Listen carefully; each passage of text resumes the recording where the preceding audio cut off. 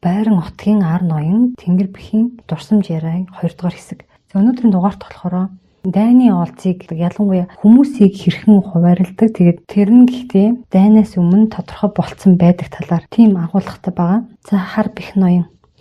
Ахуй ноёдоос хамгийн түрүүнд би шилдэгэ гэж байна. Анх минэн байранг дагуулхад би хүмүүн авахар бол дурын тоогоор авна гэж Тэмүүжинтэй гэрээ хийсэн байдаг юм. Тийм учраас одоо худ ураг гэд эхлээд надтай сөлбөлдгүүдээ авна. Олон хүүхэдтэй юм чинь хамаатнууд ихтэй байж таарна шүү дээ. Тэгээд би юу гэж ашиггүй хүнтэй хамаатан болсон байх вэ? Яагаад гэвэл охтууд хөвгүүдээ дэрэгдээ авсан дээр дараагийн ээлжинд мэдээж эрхэмсэг жанжтын дургуй хүрхэхгүй тулд бичгийн эрдэм сурсан болов уу гэмээр огт булчин хөгжөөгөө тэгээд айтайхан хувцас өмсчихсэн хэрнээ алт зүгээгүй дундаж айлын ажил хийж үзээгүй гарттай эдэр залуучуудыг авна. Эднэр чинь бичгийн ажлаас болоод хар ажлаас хойш суусан байж таараа. Алт зүүчгсэн байх юм бол узууртан болоод явчихна. Эднэр чинь хэрэгцээгүй толгоонууд. Гуравт нь алдар цуутай урлаач шинжээч нараа цуглуулна. Тэгэд би чинь болооч гээд хашгирах хүртэл нь түүдэг юм дөө. Тайчуудыг агуулсны дараа бид нар чинь 6-таг барьчихсан байхад нь ширгээд өвгөн алаг наяатайгаа Тэмүүжнийг хүзүүгөө боочгсон байхад хуваалханд орж байгаа шүү дээ гинэ.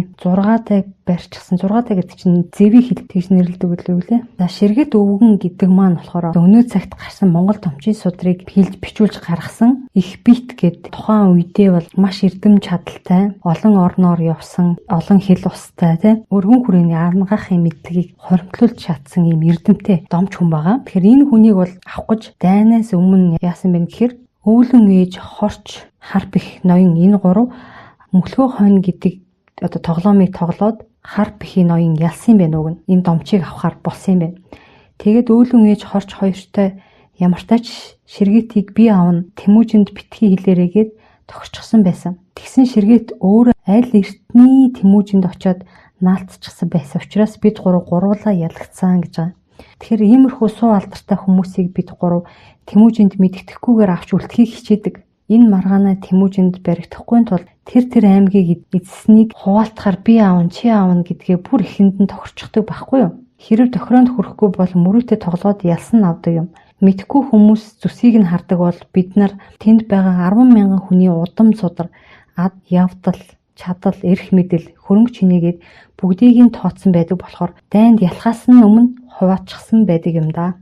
Өвлөн ээж хорч дэгээ би тэгээд жанждаас хувлаа сэтсэнгээд мөхлгөө хойно тоглодог нөхдүүд байна. Тэгээд бас хөхөө чирбийн араас шөнийн доголохуу чирби урайхан ноён жажир хадаа хаяа бутуу хөргөн орж ирж тоглоно. Мөхлгөө хойно гэдэг тоглоом нь Отог аймгийн хин ямар явж байгаа, хин нь сайн алдартай, хин нь муу нэртэй, одоогоор өөрийн нэр нөлөө хин илүү байгаа, хин гайхалтай ур бүтээсэн гээд Отог аймагтай холбоотой бүхий л хов базагддаг тоглоом байгаа юм. Энэ тоглоомонд ялагдсан багууд нь өөрт байгаа мэдээлэлээ бусдад хэлдэг. Ясан нь дуугүй байдаг тийм тоглоомоо гэж. Ерөнхийдөө бие биедээ мэдээлэл хуваалцах бөгөөд өөрийнхөө Отог аймгийг ярихгүй байж болно. Гэхдээ бусад Отог аймгийг юу гэж ажилласнаа бүгдийг нь ярьдаг тоглоом л доо. Тэр мэдээлэл дотроос олон хүмүүсээ би тэрийг авна, бусад нь хуваалцахгүй шүүгээд тэгэхээр нь эренбэрээ тэгвэл би тэрийг нь авъя гэд ялгаагүй усаач хувааж авдаг тоглоом байгаа юм. Хэрвээ хэрээдийг эзлэж аавна гэвэл тойрол ванхан гэд хэлсэн шүү дээ.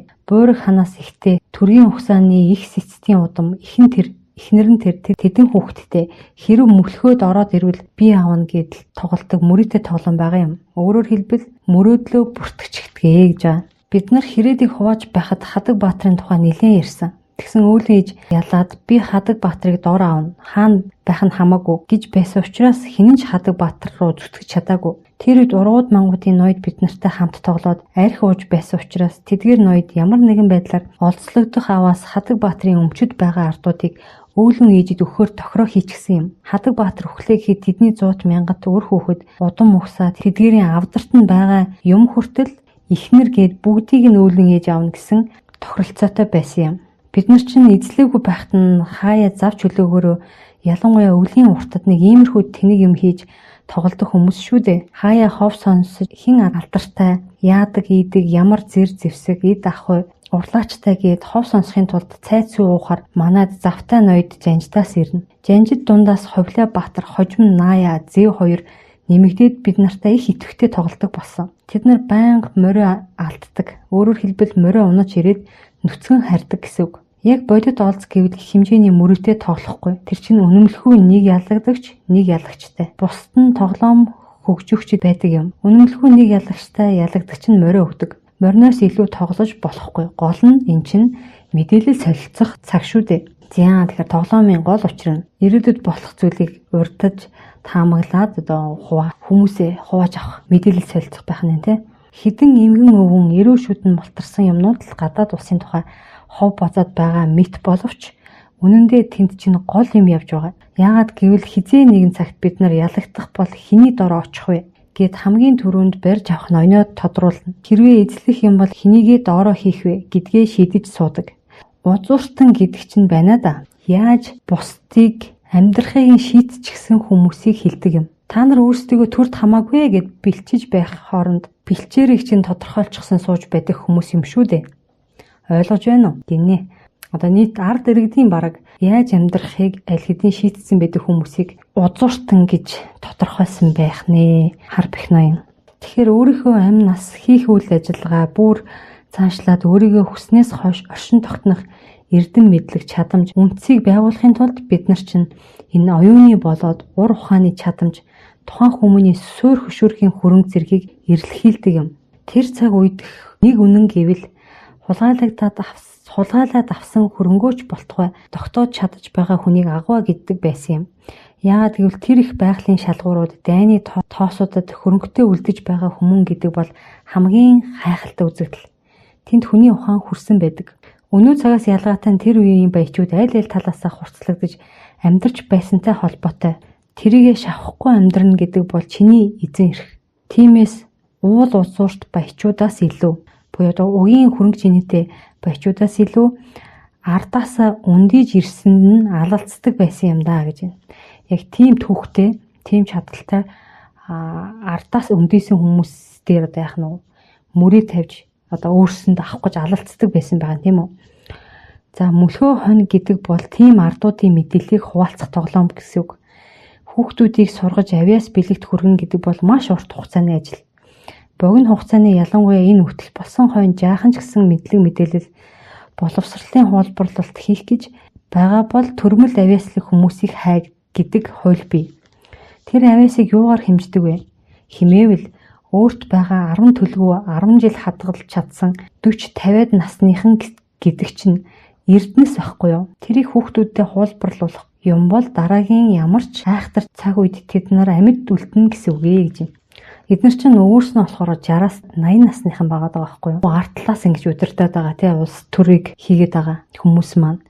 Тэгээд тэд нар яах нь маш сайн амьдралын туршлагатай 40-50 насныхыг эрдэнэс гэж үздэг байгаа юм байна. Тэд нар байж доошо үе үеийнхнийг сургаж үлгэрлэж явнаа гэдгийг хэлээд ах шиг байна. За тийм л учраас энэ хүмүүн хуваарлах дээр ийм итгэвтэйгээр эртнээс судалгаа хийж хэнийг авахаар тооцоолно.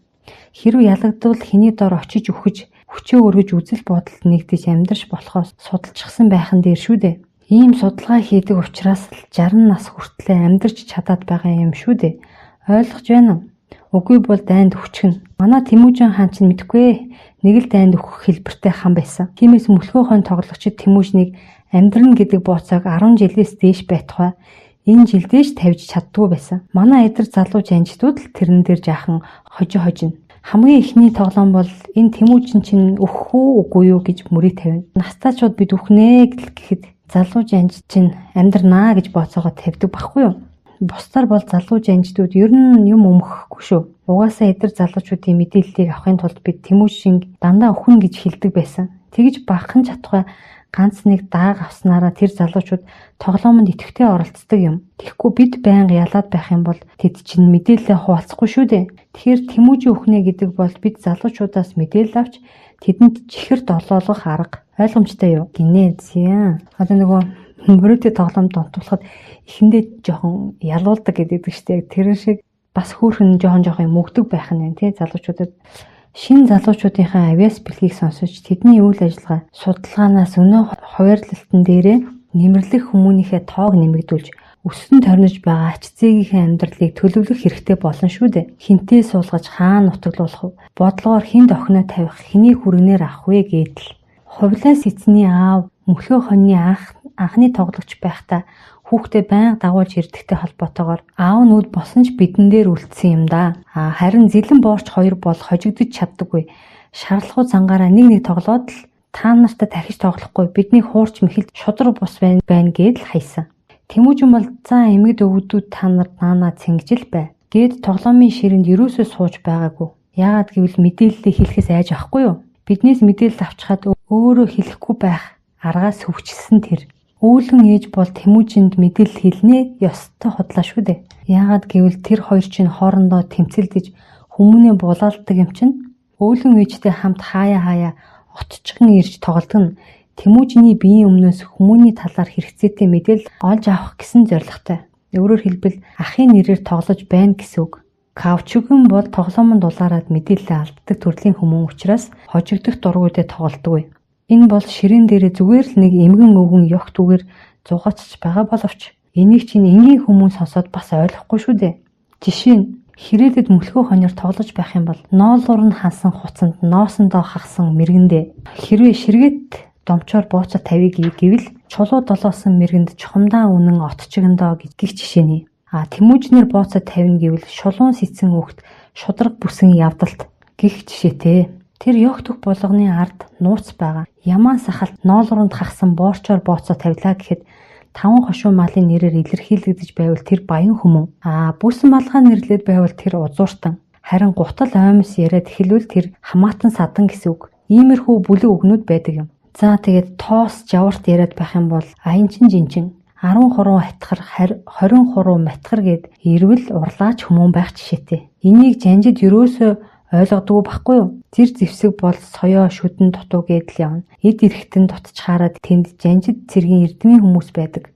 Намаг чинь хуцандаа ноосондоо гэд байгаа нь нэлийн баян хүмүүн гэдгийг л илэрхийлээд байгаа юм. Гэхдээ хонь гэдэг нь төвшингээрээ нэлийн доод. Хонь, ямаа, ухар, адуу, тэмээ гэсэн зэрэглэлтэй байдаг юм.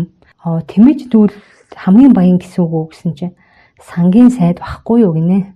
Энэ тоглоомыг мэддэг хүмүүст л ойлгохдох үг хэллэгээр хүний наймаа явагдаж байдаг гэсэн үг. Энэ хүнийг өөрийнхөө дор яаж авах нь хамаагүй. Зүгээр л мэдээллээр бууцаа тавьж байна. Тэгээд ялагч тухайн хотогт мөлхүүл гаргаад ятгаад авнуу, тэр аймгийг мөхсний дараа оруулна уу, эсвэл охин бодлохоор авнуу, хүргэн тавьж авах уу?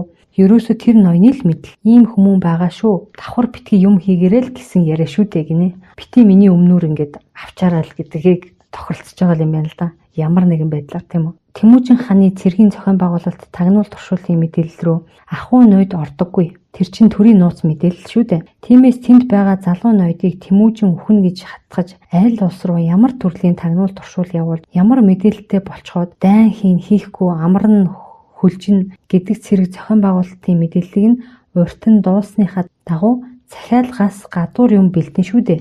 Тэр энэ аймаг руу явах гэж байна гингүүт 100 цэрэг урьдчилж явуулаад зам жимийн судалгаа хийлгэчихнэ. Энүүгээр байлдах юм байна. Тэнд нь тийм устай юм байна. Гэд өнгө төрөх жим явдлыг нь мэдчихээд морины тах энэ тэрийг нэмж бэлдэн шүү дээ.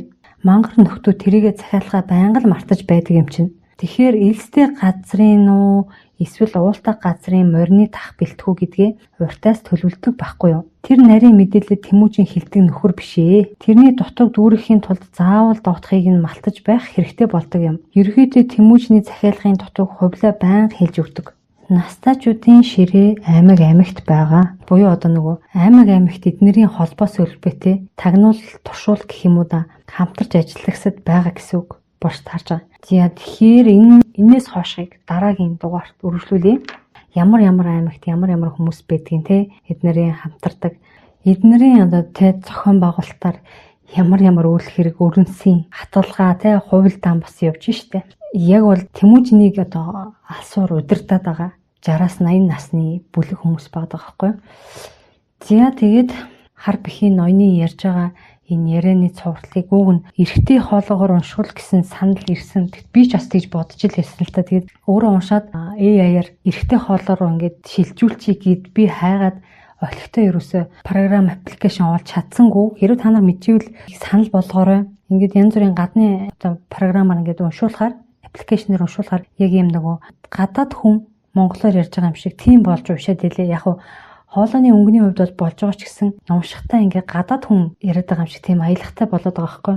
Тэгэхгүй яг цэвэрхэн эрэгтэй хоолойтой болгодог юм байх юм бол бас болж байна. Уг нь бол тэг яг зүгээр эрэгтэй хүнээр уншуулчих гэхээр надад тэгж уншаад өгөх хүнж бас тэр болгон олдохгүй юм те. Тэгээд яг зүгээр эн чинь шууд уншчихаар те ингээд тэдээс тэдгэр хуудасны хооронд уншаад өгчих гэдэг юм бас биш байгаа байхгүй юу. Энэ номон дээр чинь би одоо нэг нүрэн дээрээс 1-2 өгүүлбэр те тэгэнгүүтээ хойноос нь явж ийснэ шууд урагшаа нь яваад ингээд гих мэтчлэн дараалалаараа байдгүй байхгүй юу. Тэгэхээр хүн миний тэр ном дээр бэлдсэнийг те ном бол бараг ирэм яран болчихж байгаа байхгүй харандагаар ингээд тэмдэглээд тэгэхээр тэрийг ойлгож унших хүн бас хэцүү. Жоох юм найруулга хийдэг гэх юм уу, редакторлдаг гэх юм уу тийм байдаг. Тэгээ зарим үед бол эн чинь 4-5 номноос тал талаас ингээд нэг өгүүлбэр цуглуулж хагаад уншдаг болохоор, найруулдаг болохоор бас тийм амар биш байгаа даа л да. Хүнээр шууд уншуулчих гэхээр тэгэхээр тийм апп байвал болж юм. Тэгвэл илүү яг үнэмшилтэй болох юм л да. Тийм эмэгтэй хүн уншсанаас ууг нь бол тийм бах. За тэгээд дараагийн дугаарт яг саяны сэдв тэр өөр овг хотгийн хөгсчүүлийн бүл мафийн гэх юм уу одоогийнхоор бол гэхдээ энэ мафийн сүлжээ маань ирээдүйн сайн сайхны төлөө ажиллаж байгаа хэсэг бүлэг нөхдүүд гэсэн үг. За ингээд өндөрлөе дараагийн дугаар хүртэл түр баяртай.